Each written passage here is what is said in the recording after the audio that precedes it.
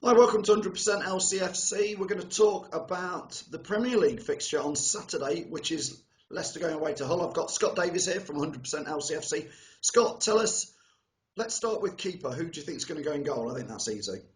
You've got to go with Casper. I think he's got good competition this season with Zila, Yeah, but I agree. you've got to start with Casper. He's the number one. And until Zila puts the pressure on him to remove him from there, then it's his spot. Centre backs for me, it's got to be Huth and Morgan. Obviously, Huth is suspended. Oh, is he? Sorry. Yeah, he's carrying a suspension from pulling Fellaini's hair last season. Hernandez will slot in there nicely. I'm really impressed with him so far. Yeah, Morgan obviously is captain. And you think Hernandez in there, not Wasilewski? I think Hernandez has done enough to prove that he's a decent defender and offers a lot more in attack as well. You know, he's got that powerful long throw. We can utilise him, particularly against somebody like Hull. You know, I don't want to belittle Hull, but it's a team we should be going to beat. Simpson and Fuchs? Fuchs, definitely. Simpson, I think, looked a bit off the pace. Yeah, I agree with that. At Wembley, he didn't look too at it. No, the little kick that he gave on Rooney and picked up the yellow card, you know, things like that we don't need in a competitive match. I still think he'll start.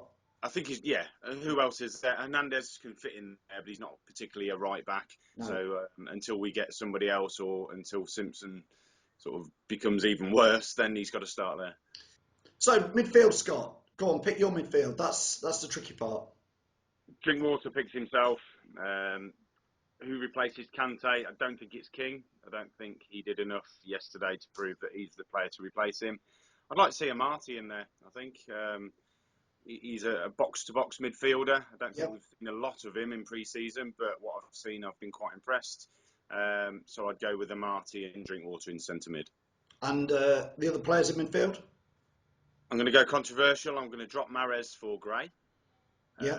I think Mahrez, whether he's had his head turned or his head's just not in it at the minute, I think we need to do a bit of a careful dropping of him, like we did against Norwich last season. Perhaps put him on the bench, whet his appetite again. And then on the other side, I think we've got to stick with Albright initially. You know, he didn't have a great game at Wembley, but I think he's done enough to prove that he's a decent enough. Again, particularly against someone like Hull. I think with Mahrez, I think what it is I think we must all remember that he can have many patches where he can play 2, 3, 4 games and look like a nothingy player. And then it's like he's a bit like a tap where it turns on and turns off, isn't it? And he can have a game where he's not having a great game and then suddenly do some flashes of amazing stuff. I think he'd have to be careful dropping him to the bench in case it turned his head and he thought, well, maybe that bit at Arsenal, if it is such a thing, I'll go. So I'm with you. I think I would leave Mahrez in there. I think our midfield is our worry, if I'm honest, at the moment, because I don't think we've got it sorted yet. Yeah, no, I agree. Kante's a massive loss. Yeah.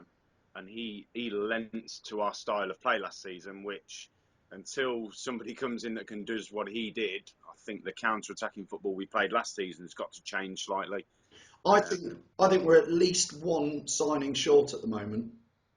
Yeah, I'd agree.